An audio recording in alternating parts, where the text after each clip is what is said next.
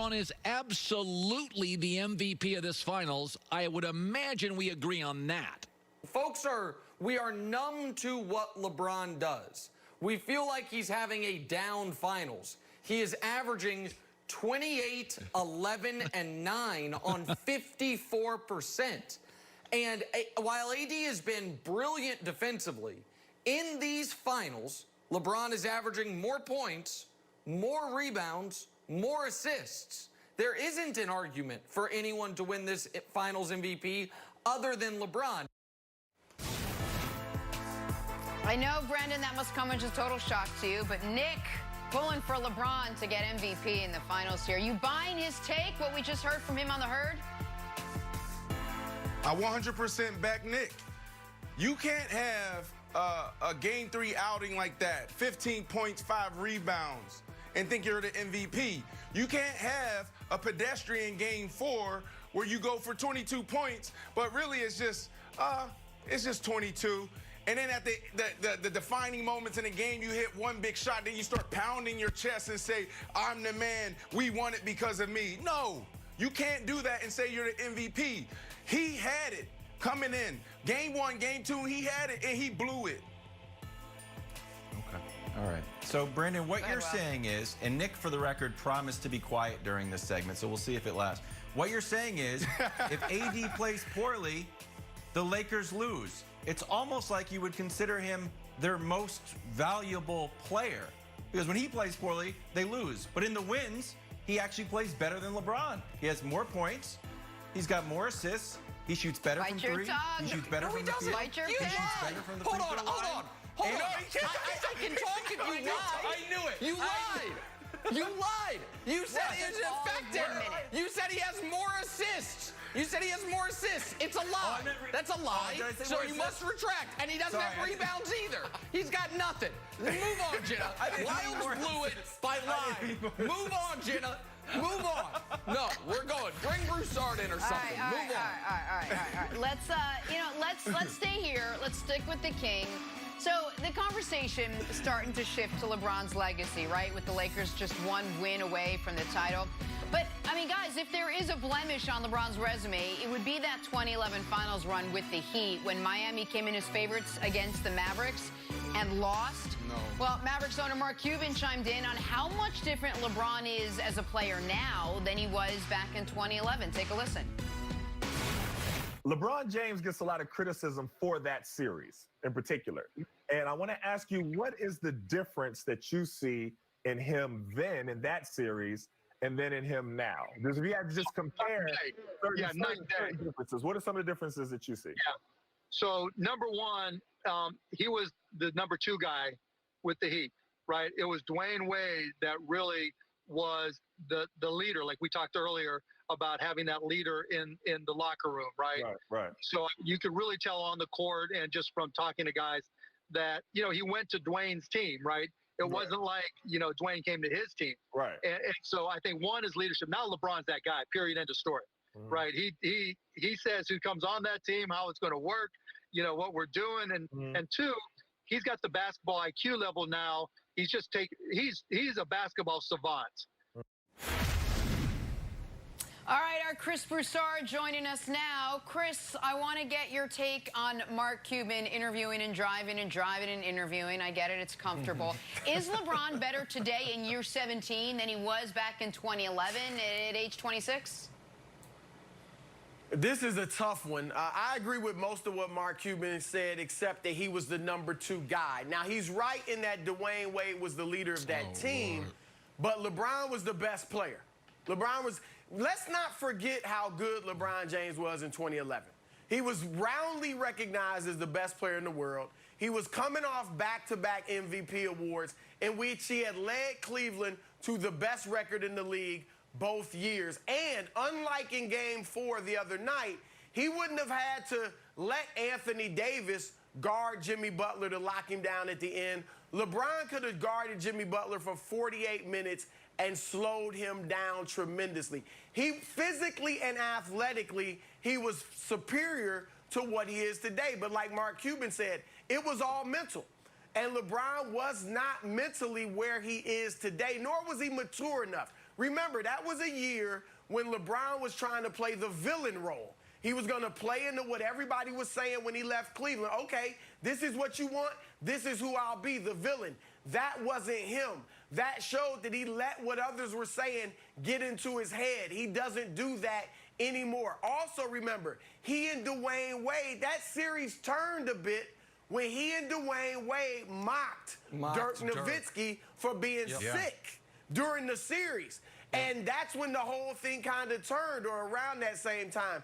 And so that shows the lack of maturity. LeBron and those around him will tell you, that series, as bad as it was, he did some soul searching after that, became not only a better player and leader, but a better man, a better father, a better partner to his now wife, Savannah. Like, that was necessary, as bad as it was, for LeBron to become what he is today. Now, what he has now is 80% to 85% of his old athleticism, but he's far smarter and more experienced than he used to be. So that can still make him the best player in the world. Better, I was thinking about this. I said, I don't know if I can say he's better, but it boils down to this. In 2011, he was not ready to lead a team to a championship. In 2020, he is. So I do have to say he probably is better now. All right. Yeah, I would argue the best LeBron James we've ever seen was 2013, when he should have won Defensive Player of the Year, when he was a vote away from unanimous MVP, when they won 27 straight games. He's not as good now as he was in 2013, but he's better now than he was in 2011. I want to talk about 2011 for a second, though, Broussard, because any time you talk about, is LeBron James the greatest player of all time, which he is, there are only two cards for the Jordan folks to play. One is the pedantic, childish count the rings. The other one is an argument that seems like a fair one, which is, well, what about the 2011 finals? Let's do a blind stat reveal real quick. Maybe it might illustrate how awful those 2011 finals really were. So here's three guys and what they did in select NBA finals. I'll give you a hint. One of them is LeBron's 2011 meltdown, the worst moment of his career, the worst moment of any superstar's career. Let's show who those other two guys are, if we could. Those are the years Kawhi and Iggy won Finals MVP. LeBron's meltdown was more points, rebounds, assists, steals than the crowning achievements for those two Finals MVPs up to that point of their careers. So I do think the 2011 meltdown has maybe been overstated a bit. But post-2011, and if we could show this, well, listen, the numbers can speak for themselves. You know, if you're not LeBron, that Finals can win you MVP. If you are, it's the worst moment of your life, which probably speaks to him being the GOAT. But is he better since then? And I'll throw it back to you, Broussard. Since then, just show it real quick what his Finals have been, because he's never had another moment like that. That's the 8 Finals. And you could argue that group on the right is even better than the group on the left.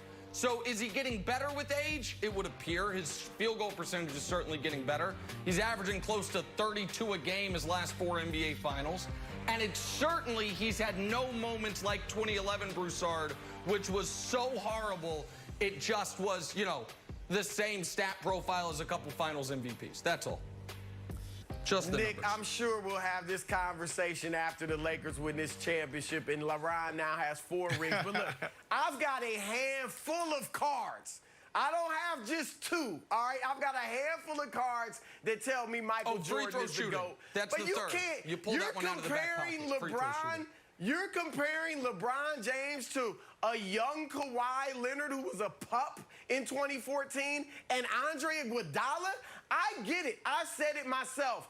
When people look back 10, 15, 20, 30 years from now and say, wow, that was LeBron's meltdown? 17, 7, and 7?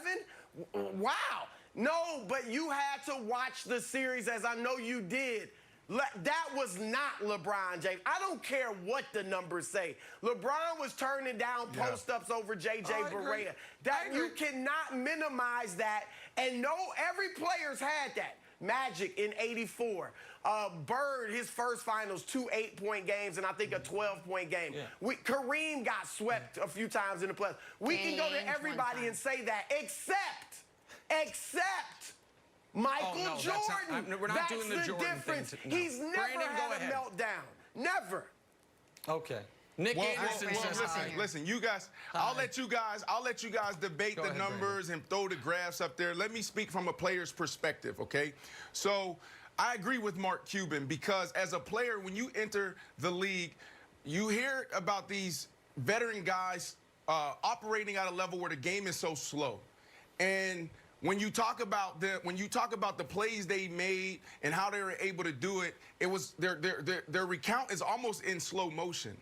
So as a player, what you're trying to do is you're trying to understand each moment. You're watching film so you're better prepared to make the proper pass, to make the proper move. So that takes time. So what I'm saying is he's better now from a neuromuscular standpoint, and just track with me here. Neuromuscular. Yeah. Just track with me here. So the goal is, how do I get as many mental reps as possible so when I go into a game, I know exactly what's going to happen before it happens. So when you see LeBron James, he knows what Tyler Herro and Duncan Robinson is going to do 3 possessions out. Because he's been in these moments so many times. He's failed so many times. But the key to a guy dominating for 17 years, and this is why it's so special what LeBron's doing, is because when the mind says, we need to do this, the mind's trying to tell the body to do this, and it does it. That's when you're in that sweet spot. That's when you're in that state of zen, right? Because there's so many times where you have an older player, an aging player that understands the game, who's that NBA savant, that NFL savant, and they're like, yo, I know what's about to happen, but my body just won't react. It won't respond. Yes, there's a little, his talent, his physical talent is a little diminished, but he's able to say, I know what Tyler Herro's about to do before he does it, but then I'm gonna do this, and when his mind tells his body to do it, he does it. And that's why he's so dominant, because he's so efficient. And what he's doing is so special. 17-year run. I don't think we'll ever see a run like this again in sports. Brandon, I'll show the difference between me and you. When you talk about neuromuscular, I'll just put it in plain English. There's 2 things that old men get better at. One is basketball, and one is moving couches through doorways. You got 3 college kids trying to move a couch through the doorway. You better go down and call your 75-year-old super who comes up there with the suspenders on. He's like, boom, boom, boom, boom, couch through the doorway. That's LeBron. And you know why? Because the super has moved 1,000 couches through 1,000 doorways. Doesn't matter how strong you are. You need the smarts of the old man super. And because LeBron has got so many minutes at this point, if we can put up the stat, it's not only who's on this list, it's who's not on this list.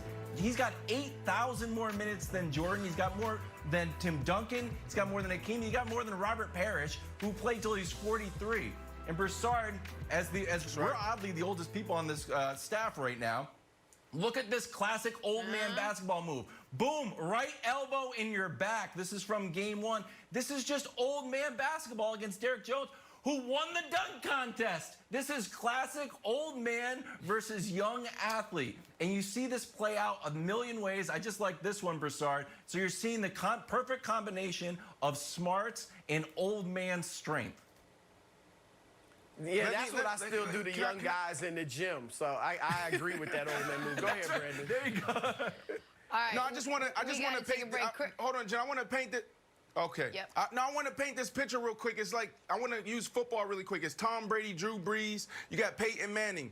They have seen cover 3 so many times, and you have a young secondary on the other side. They drop back. They look to the right. They move the safety over to throw the seam on the left. Before the play even happens, they know the plays are going to be a success, and this is what we're seeing with LeBron and what you just eloquently laid out, Wilds. And unlike Brady, and Wilds, to LeBron's your- arm's not shot. So that's good. All right, well, we got to take a break. To your kids moving the couch, I say pivot. We'll have much more first things first right after this. Chris Broussard, thank you.